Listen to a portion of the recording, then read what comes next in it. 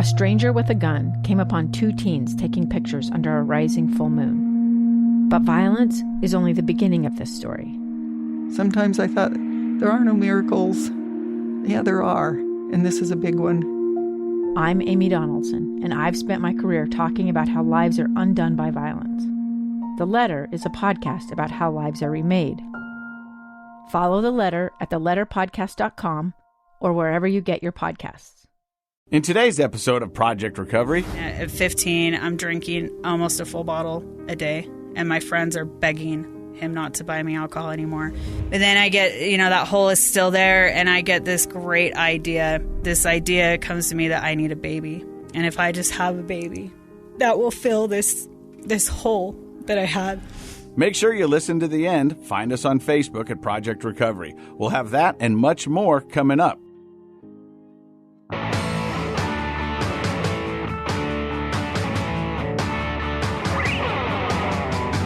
Hey, welcome to Project Recovery, a podcast about addiction. More importantly, it's about recovery, and it's brought to you by our friends at knowyourscript.org. I'm Casey Scott. That's Dr. Matt.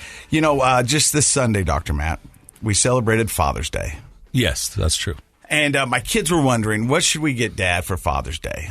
Does he need a golf shirt? Does he need a tie? And I was like, I don't need a tie. I don't plan on going to court anytime soon. Paddleboard? No paddleboard. My ex-wife got that in the divorce. Oh. Yeah. And which I think she sold right after that. But that's okay. We're not here to talk about that. No. But I said, you know what? I don't really need anything. Because the fact that you guys gave me a second shot means the world to me. And in all honesty, that's what I wanted to do. My whole life, I just wanted to be the best parent I could be. And there was times that I was the worst parent I could be. And it's because there was a lot of reasons why. But the honest answer is I wasn't sure what I was doing. I was talking to our guest, and we're going to introduce her in just a second. But I think one of the biggest lies we tell our children is that we know everything. They look to us like we have... Well, they kind of assume it. I mean, we don't have to tell them that. When you're a kid, you think your parents know everything. And then if we don't, correct them, they might believe it. But I remember being a kid, and even now that I'm 47 years old. When I was a kid and my parents were 47, I was like, man, they've got it all figured out, and they know. And they're old. And they're old, and life seems to be so easy for them. Right. And now I'm 47. I still don't have it figured out, and there's still days I'm trying to figure out which way is up. And the thing is that we don't know. We know what we know. But we're learning just like you are. Well, do you know why we think that way? It's because people are prone to outcome-oriented thinking. Okay, talk to me about that. Okay. Outcome-oriented thinking is we think that when the outcome that we're working towards happens, then we'll be happy, or then, life will feel good, or then I can relax. And to some degree, you have to set goals and work towards outcomes. But if you're always focused on the outcome, you're always kind of waiting to be happy. Process-oriented thinking, you're still setting a goal because there's a process to get to the goal, but you're focusing on the process. You're like, I'm going to enjoy all the steps along the way until I get to whatever the outcome is. And if you think globally and in big terms, that's life. The outcome is death. And so you might as well enjoy the process. But even something like raising your kids, right? Like, I guess technically that job's never done. But if you think about raising them until they're independent, it's like, would we wait until they're independent to enjoy our kids, to see how they turned out? Or can we enjoy them all the steps along the way? And so I think that's a good lesson for all of us, is to try to push ourselves to be process-oriented thinkers, because then we're still working towards our goals, but we're enjoying and focusing on the steps along the way. And I think that goes back to, summers here. A lot of people have taken road trips, and it's not about the destination. It's about the journey. That's another way to say it. Yeah, definitely. And enjoy the journey. I remember when my oldest was first born, my mother-in-law, I'm not sure what to do. And she goes, just love every moment. Because that's, before you know it, then it's going to change. And so you got to make sure that you're present. I think you're 100% right. If we're just fixated on that 18 when they're out and then wanting to love them, we've missed a lot along the way. Right. And I think we do it to ourselves too as parents, where we think, well, when I get good at doing this, then I'll feel good about my parenting. And I think if you are focused on the love and the relationship, then you can make mistakes as a parent, still love yourself, and the kids still love and appreciate you too. So, are you ready for your mind to be blown? Yes. Let's turn that and apply that to recovery. Okay. There's so many people who think that the recovery is just about not using substance or drugs. Right. And they go, once I'm done that, then I'm healed or it's over. And that's not what it's about, because people relapse. Life happens, and you're thrown these curveballs, and it's going to test you. It's going to test your tools in your belt to see if you can stay sober. But it's not about that. It's a journey. Well, and I would even, with recovery, I guess one thing to also realize is if you're waiting until some date in the future to feel good about yourself as a sober individual, you're missing out also on the learning at each step, right? So you can look at a relapse as a failure, or you can look at it as an opportunity to learn. What did I not get that I needed? Or what did I do that I shouldn't have done? Or what did I not do that I should have done?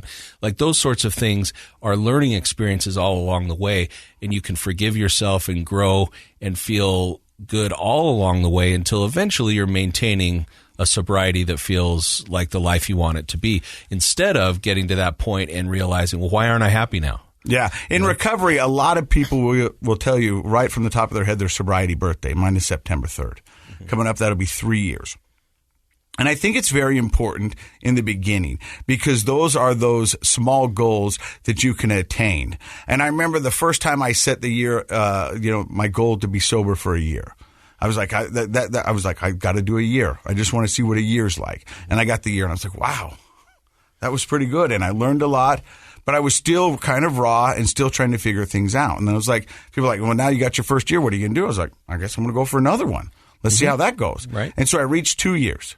And I have learned so much in the past 2.5 years. I can't even begin to tell you what I've learned, not only about myself, but my family and the way the world works. I haven't got it figured out by any means, but every day I'm learning, and every day I'm thankful for another sober day and another trip around the sun. Well, as you're talking about that, it's kind of interesting. I'm thinking, I guess I don't hear you talk about the date very often, if ever. I do hear you talk a lot about what you're doing, and so that's the process. Mm-hmm. And you do talk a lot about like what you're doing to stay sober, and the exercising and the different things that you do. I think that's cool. So, yeah. And that's what it's about to me. I mean, I'm not fixated on that date, and this is going to make people mad. People go, so you're done drinking forever? I don't know that. And because what does that mean to you? Because you're right, that rubs people the wrong way. So to you, what does that mean when you say that? Because you say that all the time. Because here's the deal: if I say never, I know the way my brain works, and it will get fixated on that never part again. And that will become like the Raven's Heart, Edgar Allan Poe, the Telltale Heart. Yeah, the boom boom boom boom. Yep. All of us, if I the Raven was a separate poem, but okay, I gotcha. But if I do that, then that's all my head hears is the boom boom boom boom. Right. And it starts to get louder. Yeah. And it starts to get louder. Well, you create a conflict that doesn't have to be there. So you get in conflict with that word never. I never, and those of us who have a little bit of oppositional nature to us still, even though we're old, we don't like to be told never, right? Yeah. Even if it's ourselves telling ourselves never. A lot of people, when I say that, what they hear is that I'm leaving the back door open. Trust me when I tell you that back door is closed. I'm not saying that that's what I'm going to do. So do you think this is like a mind trick you're doing with yourself? I really do. Yeah? I think it's a Jedi mind trick. These are not the droids you're looking for. Okay. And it just helps the nonsense between my ears make sense. Yeah. And I can't get fixated on that never part. I need to be fixated on what's right now and keep moving forward. Uh-huh. And this allows me to free up that space and that energy in my mind to continue doing what I'm doing today. Be in the present. And we've talked a lot on this show about how hyper focus on the future creates a sense of being out of control in the present, because the future is uncertain. Mm-hmm. And so if you're always talking about this never, never, never, that's a future thing. And in the present, you can't relax and be part of your process. So I hear what you're saying. Yeah. And they taught us in recovery. That's called future tripping. The reality is that I can't predict the future. I love that you and I talk about the same thing, but we use very, very different terms. I know. Yeah. But I future can't, tripping. I like it. That's cool. Future tripping. I can't predict the future, and I can't change the past. The only thing I can do is live in the moment right now and be present. Right. And so that's what I can, those are the things that I control and affect right now. And that's the only power that I have right now, is to be able to control and affect what's going on right now, right at this moment. And they say in recovery, if you've got 1 foot in the future, 1 foot in the past, you're pissing on the present. Again, we talk about things differently, but we mean the same stuff, right? But it makes sense. Yeah, right. And so I would rather focus on the present right now and take control of that. That's mindfulness, right? Being focused in the present. If you learn from the past and you're aware of the future, but you act in the present, this is the only time you ever get anything done, is right now. And that's what we're doing with this podcast. So we want to thank you for stopping by today and listening to this. We've got a great guest. Her name is Terra Leben. She reached out a while ago, so far in fact that she didn't remember why she reached out. And I said, hey, would you like to come on? And she was like, yeah, I think I would. She's got a great story. Sometimes we're slow to get back to people a little bit. Well, yeah, and then that's my fault. I'll blame you, sure. Well, I'll take it. It's accountable. 100% honest. It's my fault. It's ours. We can share it. Yeah, but she'll be our guest today. Thank you for listening to Project Recovery. It is a KSL podcast. I'm Dave Cawley, investigative journalist and host of the podcast Cold. In October of 1985, a woman named Cherie Warren left work at a busy Salt Lake City office to meet her estranged husband at a downtown auto dealership. She never made it home. Cherie's car surfaced weeks later in Las Vegas. In the parking lot of a hotel casino. No one knows how it got there. Strange. It was strange. Both Cherie's estranged husband and her boyfriend raised suspicion for investigators. I kind of thought that he might have done something. But no arrests were ever made. In Cold Season 3, we dig into double lives, make new connections in the case, and examine the difficulty raised by reasonable doubt. We want answers just as much as anyone else. They have creeps like that now too, so nothing's changed. That's the new Cold Season 3, The Search for Cherie, now available anywhere you get your podcasts.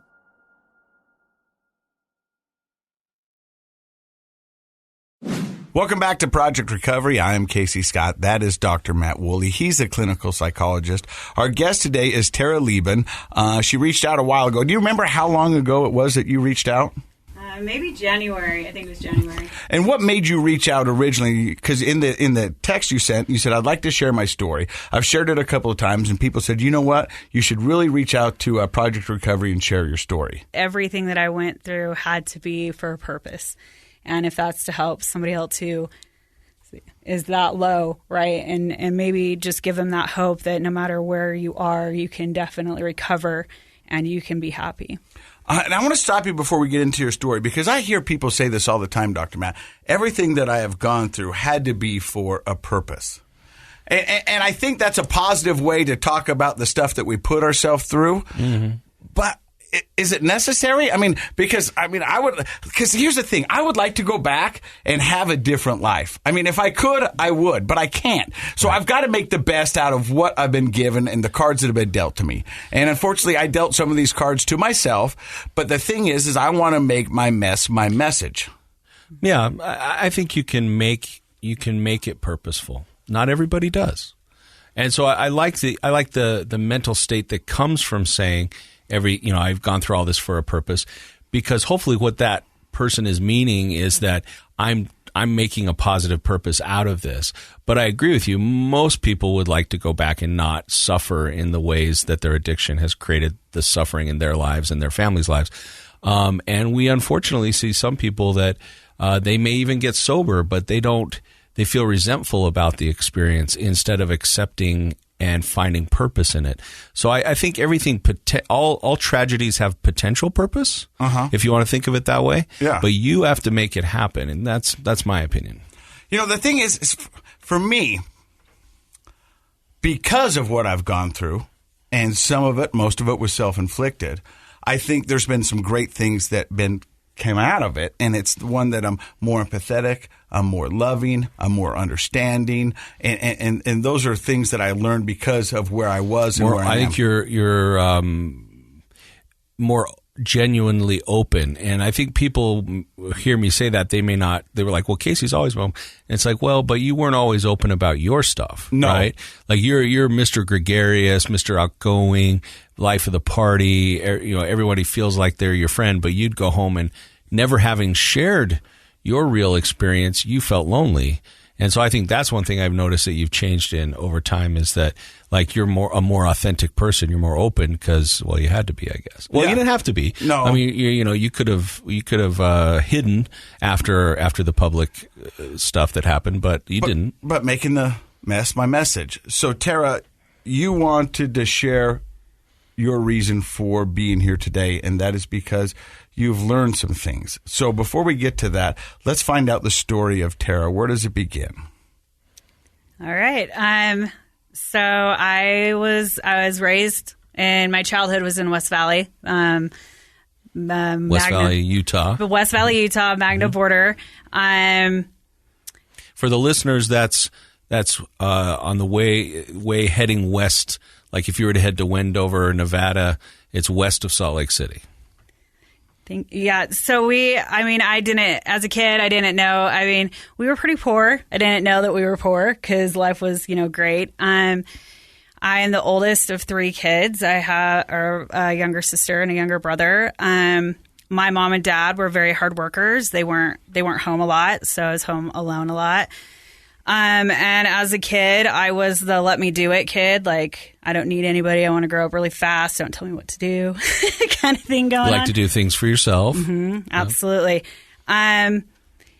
But I had a very, very vivid imagination that I lived in very, very early on and almost exclusively. So you like escape into your imaginary world? Is that what you're saying? Mm-hmm, absolutely. And very grandiose imagination. Like one day I'm going to save the world and stop wars. And if everybody would just love each other, the world would be such a better place, and this is where I lived.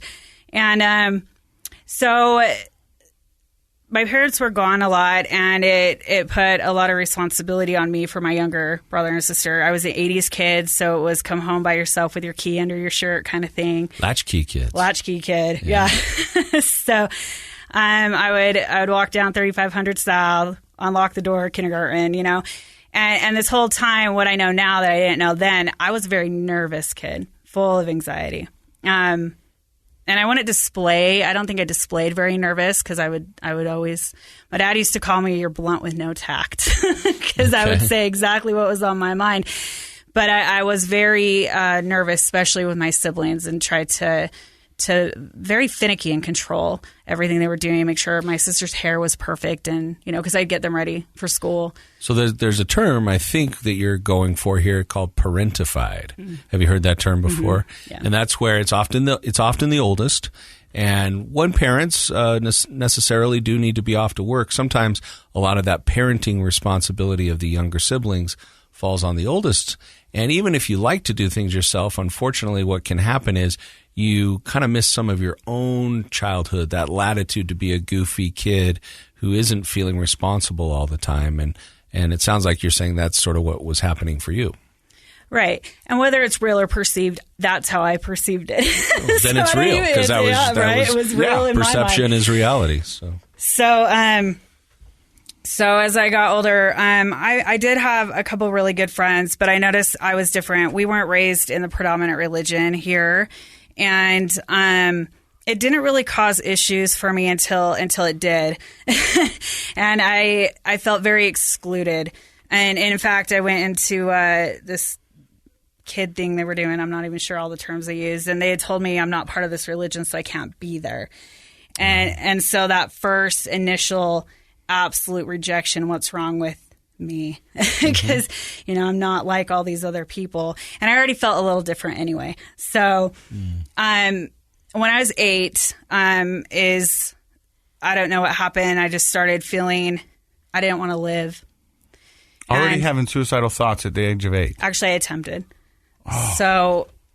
So I had the school play I skipped out on because my parents weren't going to come anyway, right? This is my thinking. That my dad did actually show up to this one, and I wasn't there.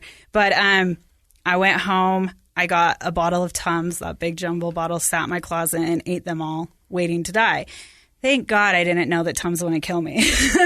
I'm very grateful now. Yes. But I sat there and then. But what a sad little person you must have felt like at that time, that you would go to that extreme. And it's not that kids don't feel anxiety and don't feel depression. They certainly do. But to take it to that level, you must have been feeling like that for quite some time. Yeah, I was. And piecing back together, I had a sexual abuse situation when I was 6. And before that, I just remember, it was something that had happened to me and my sister. And it was one time, and the mom came in and caught it happening with these older teenage boys. And then she beat me with a spoon. The mom beat you? Yeah, and put me in a corner all day. So I was deathly afraid to say anything to my parents. Oh, my goodness. Deathly afraid. But the next day, this anger and this rage just completely took over. And I was angry moving forward. And the next day, I had thrown this rock at this kid's little brother. And then my anger was what ruled me all the way. Did you ever tell anybody about what happened? I did later when I entered treatment as a teenager. But you kept that to yourself all those years. Right. And the biggest thing that affected me was not that it happened to me, because I had disassociated so far from how I was feeling, but I was upset that I couldn't protect my sister. Sure. So, as it progresses, it makes sense of why at 8, right. This is an awful life. Nobody loves each other. I want out. So, and then that seems like a lot for anyone to carry, let alone an 8-year-old girl. And you said that from that point on, anger kind of ran your life for you. Mm-hmm. And was that more of a self-defense mechanism from that point on? I don't know if that's a thing. Hey, if I'm angry, then people know that I'm not to be messed with. Right. And I think it's a combination. My parents are both children of alcoholics. And so even though they don't have addiction issues themselves, they definitely have a lot of traits and characteristic of alcoholics, right? It wasn't like we sat down and talked about how we felt. It was very isolated, very lonely. My parents are very depressed. And I didn't know that, but I didn't feel loved. I didn't feel like I could be myself. So there's a lot going on, and that's common for, just so you know, children who grow up in an alcoholic home who don't drink themselves often become kind of withdrawn. They don't talk about their feelings, rigid attitudes, beliefs, and behaviors. And that's tough to be raised by one of those folks, because you want to be close to them, and they probably want to be close to you too. They love you, I'm sure, but they don't know how because of how they were raised. Yeah. So at 8 years old, you find yourself in your closet eating a bottle of Tums. Do your parents come home and see what you've done? Or how does this all come to light? Or do they still know? Do they know about this?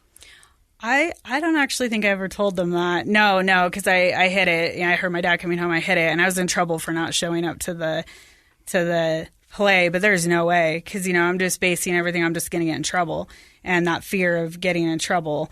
So I didn't say anything. I think my parents suspected, because I remember a day that I just laid in my bed crying all day and wouldn't tell my parents. They tried to figure out what was going on, but I just wouldn't say anything. So, I think they knew early on that I was going to have a lot of issues to come. But, I love my parents a lot. And, at the end of the day, I just feel my parents did the best that they could do. And I don't ever believe that one moment my parents ever woke up and said, gee, how can I screw Terra up today? I do not hold that belief. Yeah. But, through addiction, we believe all sorts of crazy things. So for a long time, I did blame my parents for a lot of things. Do you remember the first time you tried alcohol or any kind of substance? Yep. So in 6th grade, we were still in West Valley. I decided smoking would be a really good idea. So I got a pack of cigarettes and smoked it all in my bedroom. And the little attention-seeking drama, I love that. I smoked like 15 of the cigarettes, went and woke my dad up and said, Dad, I want to quit. I'm like, come on. I've been smoking for 20 minutes. I can't live this life anymore. Can't handle this. Anyway, so at the end of 6th grade, my parents decided that we were going to move to Bountiful and to the top of the hill in Bountiful. So now all of a sudden I'm coming from West Valley and West Valley kids, right? And I'm and Bountiful. And it was a huge... So for the listener, those are very different communities here in Salt Lake. Just remember the premise for the Fresh Prince of Bel-Air. Okay, yeah, there you go. Yeah, that's a lot like that. You know what I mean? All of a sudden, you go from kind of a Philly to Beverly Hills. Yeah, I mean, but in a sense, it's kind of what it felt like to you as a teen, maybe? Oh, yeah. That's exactly what it felt like. I was super excited that we had a big house. It was the worst house on the block, but it was still a big house, and everything was clean. But so I started going to school there in 7th grade, and I discovered very quickly that the kids were a lot different. And this kind of left me, since I wasn't part of the predominant religion, and it seemed to be a little worse up there. So this left me with either the rebelling ones or the 2 that weren't. And, I wasn't really a kid into peer pressure. I wanted to do drugs.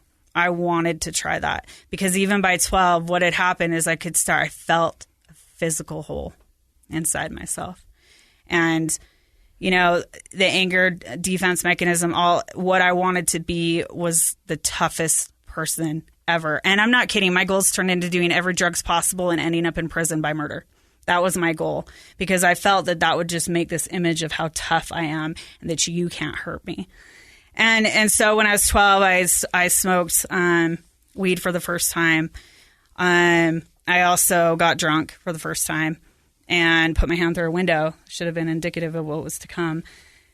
But I also had another major suicide attempt. So at 12, 13, and 14, I was in and out of psychiatric wards. And then my parents ultimately put me in treatment as a teen.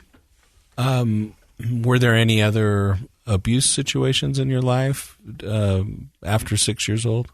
No, not. Just the anger and how about? Can I ask about at what age you became kind of sexually active? 12. 12. Yeah, so that is a big part of my story as well. So that's what I did. I tried to fill this hole: drugs, sex, and alcohol. You're trying to feel anything. Mm-hmm. Well, probably also feel powerful. I think that's partly that's a bit of the challenge of being that age when we're transitioning from childhood to adolescence. We feel awkward and we feel different, and you're trying to build an identity that you like and feels comfortable. And you were way behind the 8 ball because of all these experiences that you're talking about. And so instead of just trying to feel good about yourself, you were trying to repair, this hole you felt inside. And most commonly kids that age turn to outrageous things that are exciting or dangerous or powerful emotionally. Mm-hmm. And of course, sex and drugs and alcohol are the big ones. That's the trifecta. I want to stop you real quick. When you said that at age 12 and 13, you were in and out of psychiatric hospitals. Mm-hmm. What was the therapy model back then? I mean, what were you diagnosed with? What were they trying to help you with? Or was this just a place for you to supposedly control reset, So, well, I had tried to kill myself by taking a bottle of Tylenol codeine. And really what I wanted to do was my mom to hurt. I wanted her to hurt. I wanted her to miss me. So, when I really think of how sick that is, I mean, I know it, but just to... And so they didn't really have a choice but to put me somewhere because I couldn't be safe on my own. And I don't remember the modality. What I've been diagnosed with as a teenager, I know bipolar disorder, and then pre-schizophrenia because I wasn't 18 yet, mood stabilizers. I was on a lot of medication in and out of those places. And for me... I personally think I was a teenager with trauma and addiction. And, so those medications for me at times made things a lot worse and couldn't really be too effective anyway because I was still using drugs. So, as an adult, do you feel like any of those diagnoses are accurate about you? No. Yeah, and I was going to say that one of the difficult differential diagnostic challenges that we have with kids is when a person has a complicated trauma history, especially if addiction has already become part of it, it can look like a lot of different things. And it's tough to diagnose and tough to treat. And unfortunately, like your experience, sometimes, too often, kids get these heavy diagnostic labels and then the treatments that go along with them, and we're not really getting to the root of the problem. One thing I think we could say about human beings, especially kids, but all human beings, is life's all about having needs and trying to get our needs met. I mean, everything we do is in some form or fashion about meeting one of our needs. And a lot of those are very pro-social. It's not selfish. But as a kid, you had a need of connection and attachment with parents that weren't able or willing or whatever to attach with you. And that is such a strong basic human need, especially at that age, that you'll go to lots of lengths, including, like you were saying, attempting suicide so that my mom would miss me and she'd hurt and be sad and she'd miss me. And I actually don't see that as sick. I see that as a really unfortunate side effect of a core need for a child not being met. You're listening to Project Recovery. We'll be right back with more of Tara's story. Welcome back to Project Recovery. Tara was just talking about how the need to feel loved and missed from your mom drove you to a suicidal attempt. And then you, right before we broke, you said, this is when it gets crazy. What does that mean? So, I mean, I was really heavy into drugs and alcohol. When you say heavy into drugs, so far you've just talked about marijuana, but you did say at the beginning of the podcast your goal was to do them all. Right. So when I was 13, somebody had slipped me something, and I didn't know what it was, but I ended up on the bathroom floor, barely breathing, and my mom had taken me to the hospital, and it turned out that it was heroin, and it was very fortunate that she'd gotten me there in time. Heroin wasn't, that was the one time by accident. But other than that, like I was not choosy. It was whatever I could get. I really wanted alcohol is what I wanted. Alcohol was my favorite. It made me feel, it just made everything okay, I guess is the best way to describe it. All that angst, all that everything. Sort of a numbing out, and it makes you feel disconnected, right? But you know what? That's a sad statement because I can agree with it. Alcohol made everything okay. You're not hearing her say alcohol made everything awesome. You're not hearing her say alcohol made everything better. She was just shooting for okay. Yeah. I mean, that's how sad that statement is. And I'm not slighting you because I felt the same way. I just wanted to feel okay. I wasn't asking for anything above and beyond that. Please make me feel okay. And so you said when you couldn't get alcohol, you were up for whatever was available. Whatever was available. Absolutely. And at this time, what, you're age 13, 14, you're sexually active, and you're up for whatever. Yep. And my education's down the drain. The last grade that I fully completed was 6th grade because I was in and out of psychiatric wards. Plus, you couldn't get me to stay in school. I went to school to meet with my friends, to leave, to get high, wherever that was and whatever that was. I was really big into acid. And so by junior high school, you're doing acid? Wow. Smoking, LSD. I hadn't I hadn't tried cocaine yet. Anything I can get my hands on. Was that hard to find when you were a kid that age? Not in the 90s. It's actually easier to get drugs than it was to get alcohol. I still think that's the case. Probably, yeah. Well, I haven't been to a lot of drug dealers, but they normally don't ask you for an ID. Yeah, they probably don't. They have loose rules. You know what I mean? So I know what you're saying. Yeah, and so by this time I was getting in trouble, smoking tickets. I was getting kicked out of school. I was getting in fights. I started the school on fire.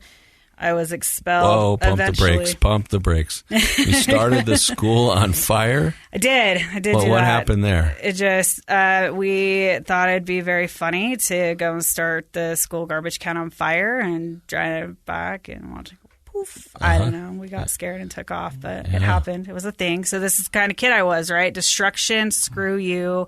I'm going to fight you, and I'm going to let you know how tough I am. I think a lot of times when a person, especially a kid who has the judgment and foresight of a kid, feels chaos inside, they sort of want to inflict chaos around them. And in an odd way, that can make a person feel a balance or even a little bit of calmness inside. And so it's not uncommon for people to project that stuff, that chaotic feeling outward. So you're lighting garbage cans on fire. You're out there partying. Do you have a boyfriend at the time? Do you have somebody? I mean, are you running with the same crew? At that time in junior high, it was the same group of friends. And then, so what had happened is I had made it through the system of school all the way to alternative school, totally different building, bused really far. But then I got kicked out of there too. And so this is when I'm 14. And at 14, I decide I'm grown up now and I don't need to live at home anymore. So I go and I move in with my friend. And just told my parents nonchalantly, it's not working out for us. We need to have a talk, Mom and Dad. You're not really meeting my needs. Yeah. So they said, okay. And I was like, huh. But they had a plan. And their plan was they'd scoop me up and put me in a long-term treatment center, a 12-step program. So I spent the next year there. And you spent the next year at a long-term residential teen treatment center, 12-step program. So what happened is early on, it was drilled into my head that I'm an addict, all right? And the steps were introduced to me. And I like to say that because the steps were always part of my addiction as well, which is an interesting twist for me. I just want to be clear. So here you are, 14, you've decided to move out, but your parents agreed temporarily because they had this plan to send you to an RTC, right? And while there, like, do you feel like, maybe even just in retrospect, looking back on it, do you feel like you were an addict yet at that point? Or was it kind of part of the treatment that made you feel like you were an addict? I feel like it was part of the treatment and the expectation. They treated you like you were already an addict. Yeah. And so, and that was hard for me because I really felt like I was the problem. And that if I could just be better than I was, my family would be okay. And then I would switch to, well, why don't they have to do anything? Because you think that. And so, but it was very drilled into me, no, you're the problem, you're accountable. And knowing what I know about treatment and how, addiction goes, I understand it now. But then it felt like, get rid of Terra, she's the problem. And if Terra's not here, then our family will function a lot better. And because, my family, I was not nice to my siblings, and before I could come home from this treatment center, my parents had me sign this, if I ever hurt my siblings again, that I would not be able to live there at all. And had you had a lot of run-ins with your siblings, physical? I was very cruel. So I understand why they did that. At the end of that treatment center, they let me back into public school because I had was doing so well. But then I relapsed, and then I tried to kill myself again at the end of this program. And they told my parents, they said, Terra, while you were still in the program, you tried to, you attempted suicide at the program? So this is your fourth attempt?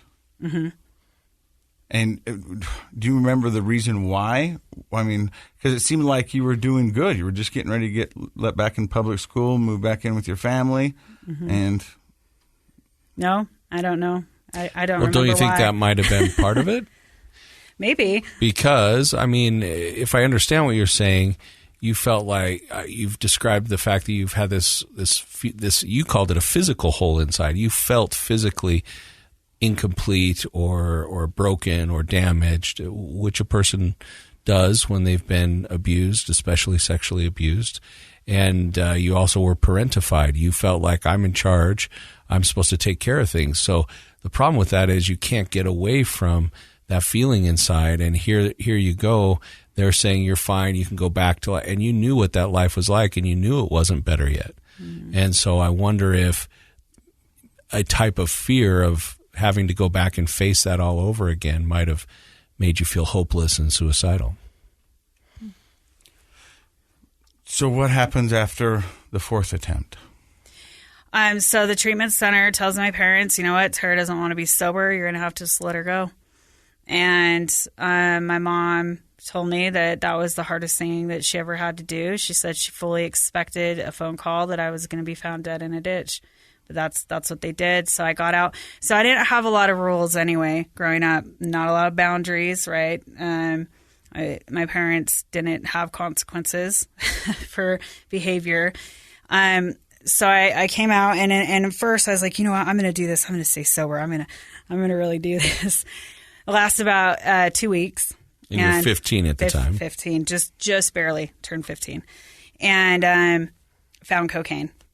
And I loved cocaine. It just absolutely, and I had never experienced a drug at that point that the instant you do it, you want instantly more. So, but I was also very crafty because I really, really, really, really wanted alcohol at the end of the day. And so I got a boyfriend, this is 21, and, all my needs were met. My alcohol, I didn't have to pay for it. At 15 now, I don't know that nothing in this world's free. So I don't have to pay for it, but I am paying for it in sex, and his dad would give me free cocaine. And of course, that's not free either. So his dad would take advantage and do things to me.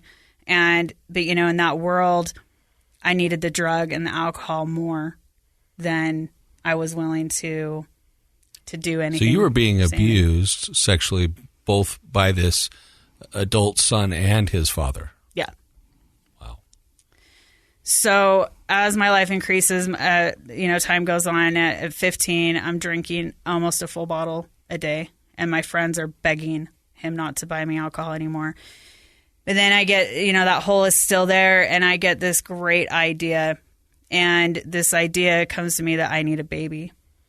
And if I just have a baby, everything's going to be okay. And, that will fill this hole that I have. And so I set out to get pregnant, and I did get pregnant at 15. And, the reality hit me right away after, like, oh my gosh, I cannot believe that I'm actually pregnant, and then. Were you more, is it because you couldn't drink or do drugs anymore? No, it really was the reality hit. I want this baby to make me feel like if I just had a baby to love me, and I know now what it looks like at 15. That's all I could think about. And if somebody's never going to leave me and always love me for me. But then the reality of when I actually became pregnant is you're 15. I don't have any education. I've been using drugs and alcohol since I've been 12. I've been in and out of psych wards. This is all I know. And I'm doing community service for shoplifting, sitting in this van, pregnant, doing, side work, road cleanup. And the reality did hit me, but I could quickly push that aside and be like, no, it's going to be great. This imagination, not understanding at all the tornado that I'm about to blow through an innocent child's life. And that type of escapism into a fantasy world, into a grandiose, like you said, fantasy world, is a pretty common technique or tool that a young person who's been abused, who feels alone, who feels hopeless and scared, you can escape into this world that you can make however you want it to be. And that becomes a tool of denial and a defense mechanism to get away from things. But now you're stuck with a biological reminder that you can't. So was that sort of this in and out of that fantasy world? I have to deal with the reality, but I want to escape into the fantasy. Mm-hmm. And you're not even old enough to get a driver's license yet. Yeah. Wow. Yeah. And so I was able to quit using. My mom made a comment later in my life. She's like, I wish you could be pregnant all the time because you actually seem to be sane when you're pregnant, right? Because I could do this. I could stay sober. That's impressive. So you really were able to stop drinking and stop using during your pregnancy. Did you get help from that, or did you just Nope, I just white-knuckled it. Yeah. And so the father's the 21-year-old, 22 now, and he had a drinking problem, because we don't see our own problem, right? Like, I quit, like, I'm okay now, I am good. And he was a really heavy drinker, around the clock drinker, and it got really abusive at times, physically. I had my daughter when I was 16, and then I picked up drinking again just on the weekends, because the weekends are okay. But I had all these rules, and these rules would follow me throughout my addiction. I had all these rules on myself. I had my child can't be at home; she has to be with my parents. And I'm only going to drink. I had no control once I started drinking, but I'm only going to drink on the weekends.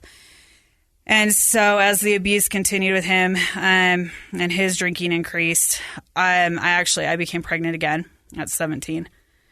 And, and my thinking is like, it's so out there. My thinking was like, well, I want my kids close together anyway. Not thinking, now I'm 17, I can drive now, but my situation, very, very, very bad situation to have children in. And so by the time, and so I didn't use during my pregnancy with her. And then again, it started on the weekends. And right before I had her at 18, I had left that relationship. And then I was like, I'm going to do the thing that we addicts can do really good. We can build up this great life because, there's a lot of talents that addicts have. Oh, amazing talents. Amazing talents. And I'm going to go to school. And never mind that my last grade I finished was 6. I went in and tested at college level. Don't know how that happened. Did it. Started school, and I was going to be a nurse, and I was going to make a difference. And so I was a single mom with 2 kids, working graveyards, and I met a man. And then it was like, pot's okay. I can just smoke some pot. I do this. Progressed very, very quickly. Moved in. Our relationship was that's where I really learned what sex and love addiction is. And we were very, very addicted to each other. I know it's codependency now, but, very, very much. And we just fueled each other. And so here my 2 little girls are, at this point, living in a complete party house, with a whole bunch of teenagers. I'm still a teenager. I'm barely 19, right? And drinking every single day. And I would start putting them to bed earlier and earlier and earlier to like 5 o'clock just so I can get loaded. And the situations got really bad. And eventually me and my partner would lock ourselves in our room all day long. And for sex addiction, and doing the things that we were doing. And I came out of my room once. I'd come out of my room to feed and change my children. And then I would go back in my room and, use. And one time I came out and my daughter, who was only 1.5, had gotten into the Ajax cleaning solution and had eaten part of it and spread it all over the house. And, it hit me absolutely so hard that I am a completely neglectful mother and I'm not taking care of my kids. So I called my parents and I asked them if they would come and take my kids. And if they wouldn't, I was going to call the state and I was going to give them my kids because I didn't know how to get out of what I was doing. And I didn't know how to take care of these 2 babies. So that became that pivotal turning point for me. I no longer have any I have to be responsible for the kids. I have to still go feed these, beautiful children. No, it's just all hands on deck. So your parents came and took the kids, and that just removed any sort of governor on your behavior, huh? Yeah, absolutely. So it progressed, couldn't pay rent very quickly to homelessness. And then I was on the streets. Were you still with this boy at the time? Mm-hmm. So you and him were on the streets. Mm-hmm. Were you? So you said it started with marijuana, but then progressed to addiction. So is this heroin, cocaine? It's once again whatever. No, meth. I got and tried meth, but it was anything, and I mean anything. Like we were snorting methadone, like anything we could get our hands on, anything I could do. It did not matter what it was. I couldn't get it in me fast enough. So then it starts out, and then we're just doing our existence. And he's like, you know what? I think we should be swingers. This is going to be a great idea. and prostitution. And in my mind, I'd already been doing this for free since I've been 12. So I don't like men. I don't like women. I don't like anybody. I don't like myself. I don't have any sense of self-worth, any sense of value. I just gave my kids away, So, and I followed him into this world of swinging, and I didn't want to do it. It's hard to say that. Like, I was forced. I unwillingly did these things, and here I am, 19, having sex with 50, 60-year-old men. And he would ask me, why do you have to get so drunk all the time? It's like, I was like, I have to. I couldn't drink enough to get through the things that I was doing on a daily basis, and I could not drink enough to forget what I was doing.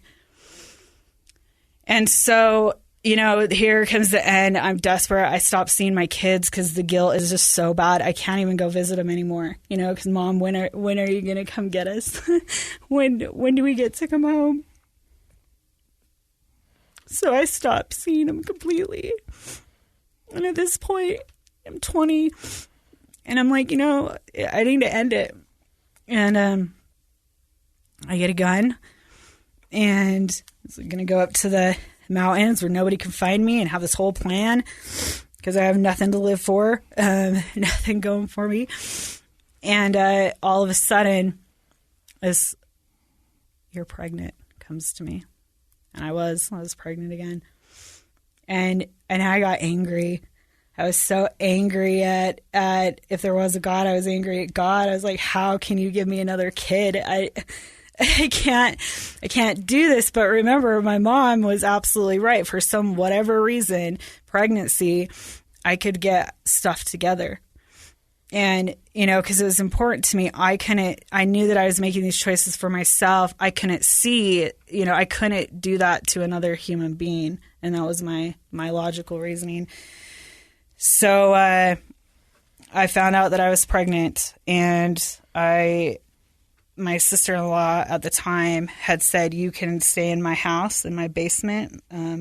Her brother wasn't allowed to stay there, so my partner. But you have to come to these meetings with me twice a week. So I laid in that basement, and I laid there. I used one more time, and it was Halloween. And because at that point I wasn't sure that I was going to keep that pregnancy or not, because I was realistically could see where I was at, and I did not know that I could pull anything together enough to put anything together to have this child. And I had gone to my dealer's house, and it was Halloween, and he had a loaded gun, and I put it in my mouth and took off the safety and put my finger on that trigger, and it was right there.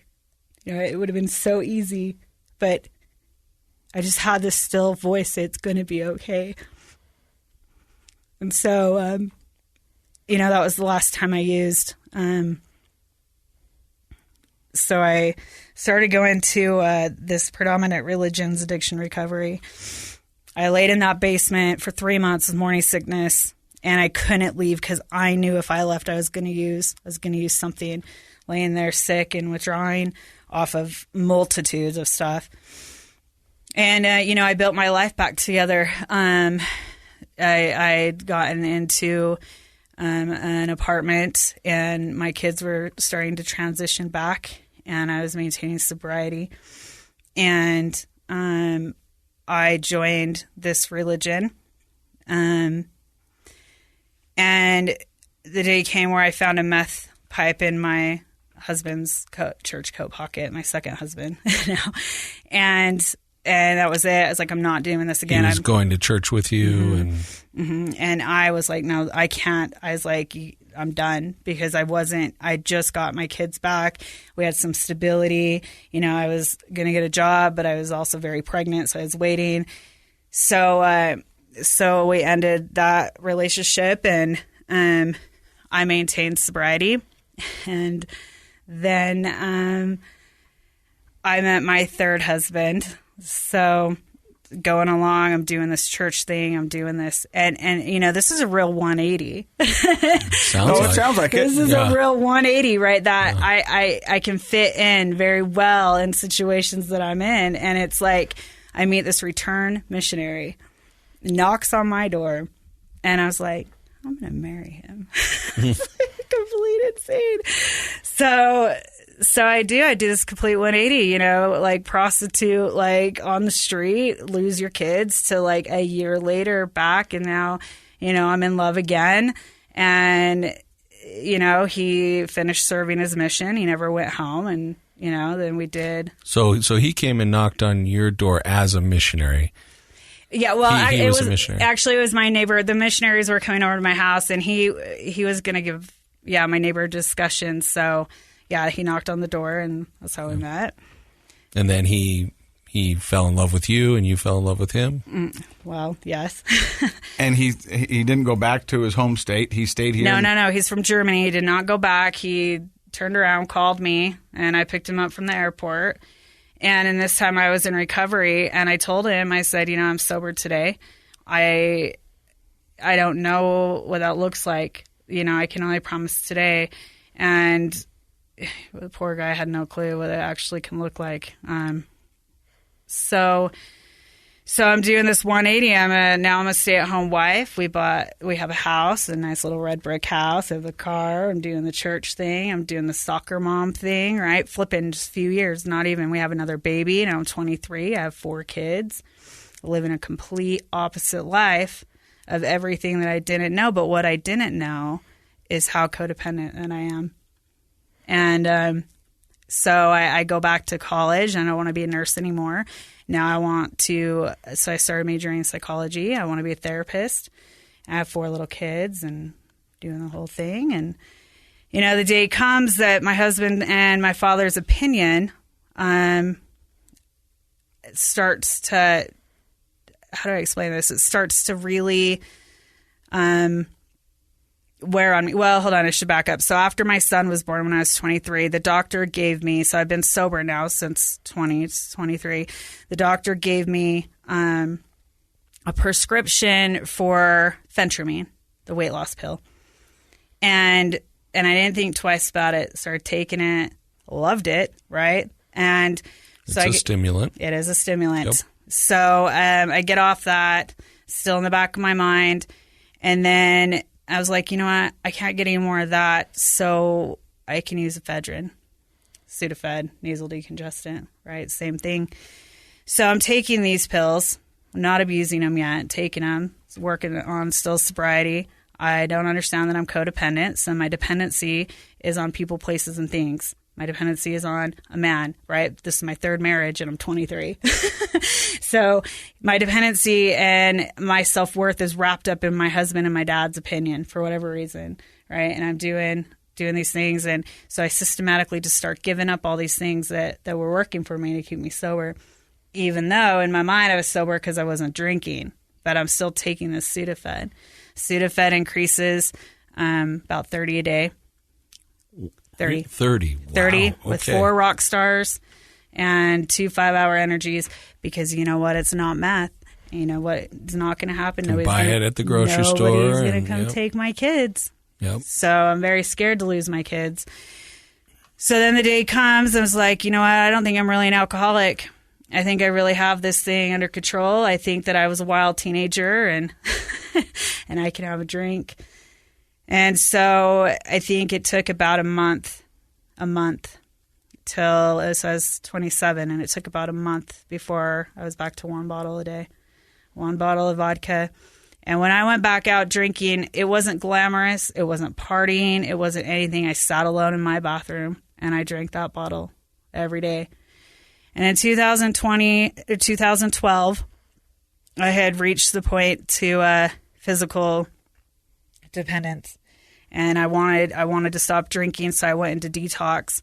My blood pressure spiked to about 300, over 200 something. They knocked me out, and I woke up a few days later. And I decided that, I could do this on my own. I'm not going to go to any program. Nothing works for me, but I got this. Lasted like a week. Now, where's your husband in all this? Are you still with him? Yeah, we're still married. And was he, obviously at some point he became aware you were drinking. Was he drinking also? No. He was still. So for listeners who aren't aware, you had joined the LDS Church, and one of the main tenets of that church is the word of wisdom, which teaches the members not to drink alcohol.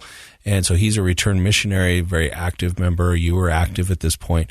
So you were drinking on the side in the bathroom. Mm-hmm. He never got into that with you, I guess. No, he never did. He was very, very upset when he found out, I would hide it. He didn't know right away because it wasn't something that was in his reality. And we had stopped going to church by this time. So you weren't active in the church, we but weren't he was active. still I should have clarified upset that you were drinking. Yeah, of course. And there were a lot of fights in the beginning about it. And I had no ability to control my drinking. So it wasn't ever that I can have like one drink or two drinks and I'll cut off. No, it was always the bottle. And I was more or less a blackout drinker almost every day for a decade. But they put you in a coma. You wake up 2 days later. You say you're going to do a white knuckle again because you've done it in the past. You said it lasted about a week. Mm-hmm. And then what happened? And then in my mind, I can control this. I can drink normally. I can just drink socially. And You'd think the addict brain would come up with a different thing to say, but that's what it always says. Yeah, I got this. I got this. I can control it. Yeah. So as I am descending deeper and deeper now, so my older girls had a mom that in that time I'd be playful, stay-at-home mom, cook, clean, right, 180 from what I was, and now all of a sudden, mom is crazy. What is mom doing? She's yelling. Like, I can never control it, right? There's no control of how I would act or what I would do. And that's the tragedy for the family members. It's like eggshells all the time. Always eggshells. Which mom's going to show up today? Yeah. Am I coming home to mom who is going to be happy and playing with us, or am I going to come home to her screaming, yelling? And, and there were times that I would get physically abusive. And definitely emotionally and psychologically, there's just no stability for him. And so, as my drinking's increasing, my family is falling apart. And, my oldest daughter, she's shut down. She doesn't talk. When she was 14, she'd just scream at us and bang her head against the wall, and we never listen. And so she's coming apart. My next daughter, she's in trouble with the police. She's doing all the same things that I was doing at 12. We put her in treatment, and here I am. I'm still continuing in this cycle of alcoholism. And then my 12-year-old attempts suicide. And we find him the next day, having a seizure on the floor. And the only thing that saved his life is because he fell face first. And my family is just dying. And I don't see it. I don't see at all. And I would cry and be like, I don't know what the big deal is. I'm only hurting myself. That delusion, that absolute delusional thinking that we addicts are capable of is so extensive. And I couldn't see past my own pain, and I couldn't see past my emptiness, and I didn't know why they were making such a big deal of it. And so, we were in family therapy on and off with my daughter and then my son. And, my son had another suicide attempt again when he was 13. And again, same scenario. He just added more to it. He was in ICU both times. And I remember thinking, how am I going to get through ICU without alcohol? Because it's all about me. I can't be there. I can't be that mom that why talk to me, what's going on? Because he can't talk to me because he's unsafe and he doesn't want to be a burden to me. Is that what he felt like? That's what he told me. I don't want to be a burden. I don't want to make it worse. And here everybody in my home is in their own prison, and a prison that I help create for everybody. So of course I was suicidal on and off. I worked in treatment this entire time. I worked at a teen RTC. So you were like a teen counselor type person? Mm-hmm. All through this. And in my thinking, my very twisted thinking was, if I can't get this right, at least I can teach other people. And, I had nothing to offer. Nothing. I had nothing to offer these kids. I thought I did. Absolutely. But not in the state that I was in. And, so we were in family therapy with my son, and the therapist, we've been in multiple family therapy, and the therapist would bring up my drinking, and I just knew at that point I was an alcoholic. But see, I had all these strict rules. I didn't drink before 3:15. I never drove. I'm a functional alcoholic. Functional. And how long an addict can write out that functional term? There's no functioning here. This is just alcoholism. Well, it's part of that delusion you mentioned. Yeah. And so my suicide ideation is increasing. I live with it every single day. I had various plans of how I was going to kill myself. The therapist would bring it up, and I'd say, I know I have a drinking problem. I'm not ready to quit, because I knew that. I knew that I wasn't ready. I didn't know what I was waiting for, but I kind of knew that I wasn't, until that, whatever that was, I wasn't going to be able to stop. And did your coworkers at the treatment facility know? Could they tell that you were an addict? I started saying it. I started saying I'm a functional alcoholic to your coworkers. Mm-hmm. Oh. I would tell people that, and I don't know if it was reaching out for help or Oh, she's just kidding. Yeah. I mean, but it probably was. I think it was probably a sign of how desperate you felt. So, wow.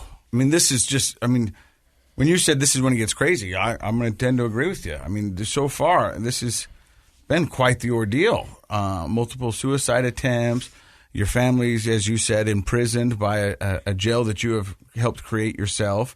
You're working in a treatment center. Are you still married at this time? Yep. We're still married today. You're still married today? Still married. So when does the reckoning come for you? So I'm sitting there, and I'm coming out of a blackout on my bathroom floor. So when I was 34, I was diagnosed with congestive heart failure, and due to my addictions. And so I come out of this blackout, I have all of my blood pressure medication on the floor, right? Because that was my plan, and I knew it would work. And I don't know what was different that day than any other day, but that really desperate, broken part of me shattered into 1,000 pieces. And I did the only thing that I could do, the only thing that I never had done, is just help me.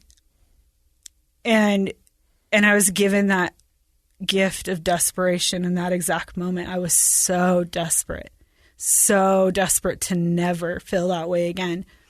And the next day, I started calling treatment centers. I told my husband I really need treatment. He's like, do what you want. Because at this time, nobody's Team Terra, because how can you be Team Terra when this has been Terra since she's been 12? It's pretty hard to be on Team Terra.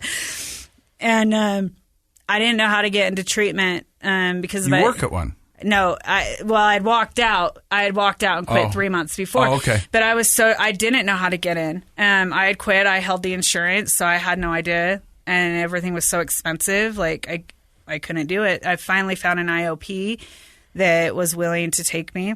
Intensive outpatient. Mm-hmm.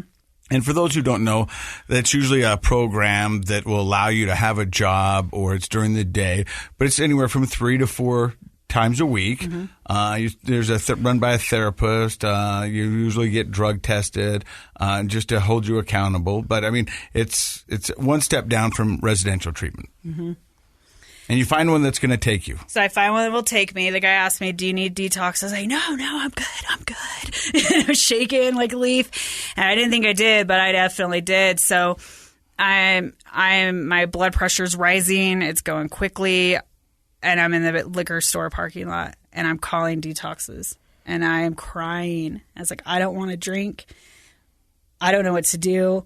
I need detox. And they're like, well, it's $1,000 a day. And so I'm like, but I don't have $1,000 a day. So I did. I drank. That was my last time drinking, and that was my last drink was December 11th. The next day, I found a very, very kind doctor that was willing to do outpatient detox. Send you home with the pills and kind of a program. That my husband helped me take. I went to IOP every day. The therapist I was seeing told me, she's like, you have too much trauma for me. She's like, I highly suggest you get a second therapist. So I did. I had 2 therapists. I went to EMDR. Because I knew from my time working in treatment, and I knew even drinking, there were going to be things that I had to face because I learned enough, right? And I knew that I was going to have to face my trauma, and I knew that I was going to have to really I knew I was going to have to address it medically, psychologically, personal program, physically, emotionally, all of it. And because I thought, what did I do last time? What did I leave out? And there was a lot of things I left out. So I knew what I was going to have to do because of my experience. Even as an active alcoholic working where I worked, I knew what I was going to have to face. And the trauma therapy was really difficult. And it was difficult because I had zero emotion attached to it. I could tell you it like it's my story, and it's just what happened to me. Who doesn't that happen to? That was my thinking. So I started to do these, and it was so hard. But what I noticed was I got a Vivitrol injection. I hit it every angle that I absolutely could. But what I started to notice is the insanity of my mind. And it wasn't just obsessing over alcohol and drinking and the cravings. I was obsessively obsessing about everything. I could never be mindful in the moment. I didn't know how. There's therapists would tell me that, and I'm like, yeah, I don't think you know how this works. 4 square breathing isn't working out for me. I love it. Yeah. I do now. I love it. I do now, but when I was that But caught, if you think about at those key developmental ages, being present was painful. Yeah. Being present when you were a kid in a home where you didn't feel loved and attached, being present during abuse, being present during, crazy out of control behaviors.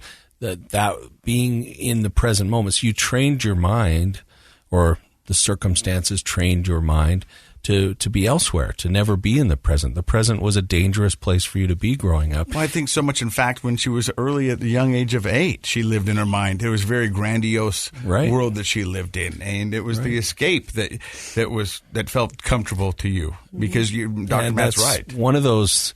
It's a tragic story that you're so telling us so well, this tragic story. But part of the tragedy, and I'm sure you realize this at this point, is these things weren't happening to an adult who had already built up neural pathways and healthy tools in their toolbox to deal with. These things were happening to a child and an adolescent who never really had the opportunity to build those things, because the trauma was happening at such a young age and pervasively and chronically for so long that that would be the natural outcome, that now you're in your 30s and your mind can't do 4 square breathing. You can't be in the present.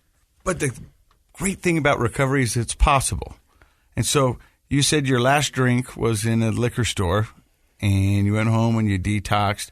You went into an IOP. You got 2 therapists. You learned the power of 4 square breathing. I did learn the power of it. And so much in the fact that, what does life look like for you today? It's absolutely amazing today. So I worked every day. I didn't have a job for a year. I focused for an entire year every day on recovery. I tried to hit all the elements like I would if I could have gone to treatment. It's kind of how I treated it. I did a lot of meetings. COVID was actually hitting at this time too. So when I was about 90 days sober, everything shut down. And so all the support that I had started, there's just no more. So now what am I going to do, right? I'm trying to get sober here alone in my house where I just spent a decade drunk. So, but I found it. I found online communities and I found a lot of support. I worked the 12-step program. I worked it every single day, freed myself from the past. Absolutely. I still work it every day. It's very important to me. And then when I was a year sober, I, of course, went back to treatment, working. And as an employee. As an employee, yes. And so I work at a treatment center in Salt Lake, and I work at the IOP that I went to in... Go ahead and tell us their names. Oh, I work at Odyssey House in Salt Lake. Amazing program. It is a wonderful program. It is, absolutely. And I also work at Renaissance Ranch Outpatient in Ogden. Another wonderful program. It is. We love the Dixon family. Yeah. And so I'm a peer support specialist there, and I love it. I absolutely love it. I get to run groups based on what I did to get sober. And you know, like my life is not perfect. There's a lot of damage that I did. A lot. My oldest daughter doesn't talk to me. I haven't talked to her in a long time. How old is she now? She's going to turn 22 here soon. You know, because throughout all my addiction, you know, I was so focused on not losing my kids to somebody else that I never stopped to realize that I was losing them in a completely different way. And, you know, that was really hard when I came in. I just couldn't get over those external circumstances, like, you know, that victim mentality. And I don't see it that way now. I know what I've done. I know I'm accountable for it. And I have to be patient, and I am patient, you know, and I have that hope that even if it's years from now, I have that hope that one day we can repair that relationship. But, you know, she has to have her time to heal. You know, I caused a lot of hurt and a lot of pain. And, you know, I can't take it back, but I can definitely show my kids that just because, you know, we might have a lot of trials in life and go way off the deep end sometimes, you know, we can come back and we can be strong. And my kids get my recovery too. And, you know, my two kids are still in my home, my 14-year-old and I'm a 17-year-old. And, you know, they've changed a lot. And at the end of the day, nobody else worked a program, right? Nobody changed. They didn't go to, you know, but I changed, and I changed the way that I interacted with them, and it changed everything. Wow. Tell me how you stayed married. I tried to leave. I filed for divorce. That man was like, nope. You know, really held on to that in sickness and in health. Till death do us part. Well, German people tend to be very organized and methodical, and they know how to make things work. Yeah. But he sounds like a pretty amazing guy to stick through with this. And your story is so amazing. And I remember when you sat down, which seems like an eternity ago, to tell your story. You said you lived in this grandiose world, and that one day you were going to save the world. Mm-hmm. I'm not sure if your story is going to save the world, but it is going to save somebody. And for you being so willing to be open, authentic, and share every part about your addiction to your recovery, it's definitely going to help somebody out there. So I think you're doing wonderful things, and I think you're proof that recovery is possible. I'm going to be honest, I'm going to go out on a limb here, but this is one of the craziest stories we've had on the podcast. But I love it because you are so honest and authentic, and you didn't hold anything back. And that's what our audience needs to hear, that sometimes it does get ugly. It gets scary, and there's a lot of people that get hurt. But what you didn't do is you didn't give up. And I think that's so powerful. I want to ask one more question. So do you feel like I think you said you feel like you can be present now, you can be focused in the moment, you can be mindful. What do you think kind of helped you turn that corner? Because as you're telling your story, I'm also thinking about the actual literal brain development that went awry during those years, and you've been able to retrain it and bring it back. What do you think helped you become a person who can now be present and be accountable and take ownership of their situation? Well, I mean, I did a lot of things. I really had to challenge. I mean, realistically, I don't have brain damage. I'm not arguing that. And, emotional sobriety is the next frontier, right? What I'm definitely working on, because I know that I still have times that I fall into, let's say, a 15-year-old temper tantrum, right? My emotional maturity is stunted. It's delayed. It's delayed, but I also have hope that it will catch up. Maybe by the time I'm 40, I'll reach 30. You never know.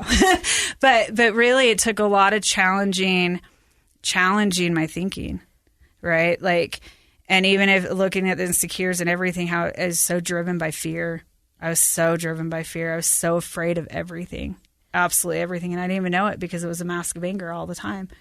And really accepting, I think it's really important for a lot of us addicts is that perfectionistic quality kicks in, and it's not okay to be human. And it's so important, been so important for me to learn I'm human, and I'm going to feel discomfort. I'm going to feel pain. I'm going to feel sorrow. I'm going to feel frustration, and it's okay. I don't have to run from it. I don't have to avoid it. I'm going to feel it, and I'm going to not sit in it. I'm going to feel it and let it go. But a lot of it is refraining my thoughts, because that self-script was it was awful. I did not like one thing about myself, not one. I couldn't think of anything good, and so even if you take insecurities, plagued by insecurities, I would really challenge that self-compassion. I had a therapist tell me once, you need to get a picture of that little 8-year-old Terra and say how much you love her. I was like, oh, you are kidding me. Never going to happen.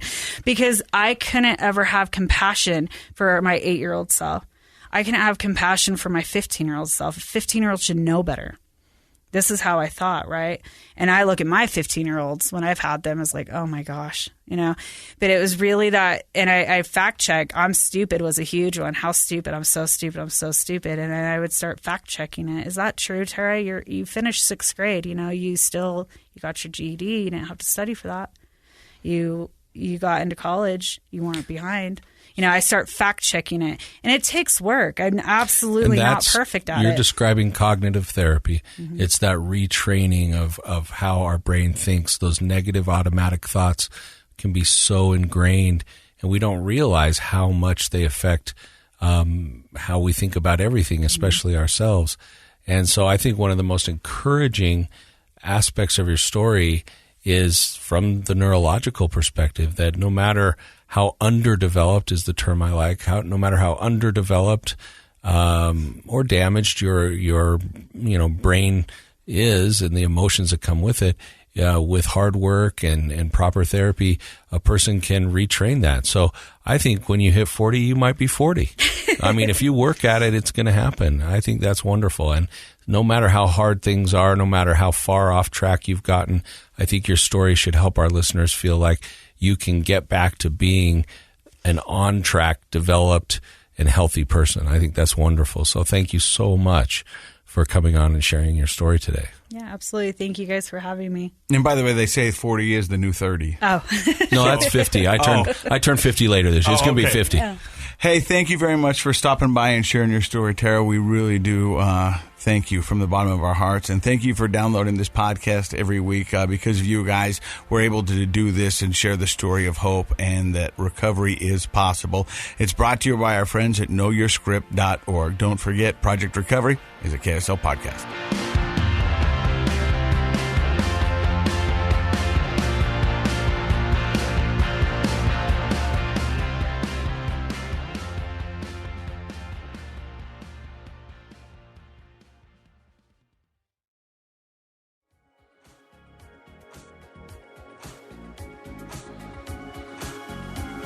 The contents of this program are for informational purposes only. The program is not intended to be a substitute for professional medical advice, diagnosis, or treatment. Always seek the advice of your physician, licensed therapist, or other qualified health provider with any questions you may have regarding a medical condition. Never disregard professional medical advice or delay in seeking it because of something you've heard on this program.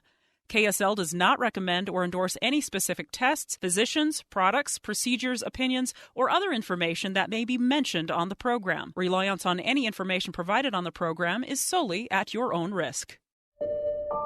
I'm Dave Cawley, investigative journalist and host of the podcast Cold. Don't miss Cold's new Season 3, where I look into the unsolved disappearance of Cherie Warren, a woman last seen leaving her job at a Salt Lake City office in 1985.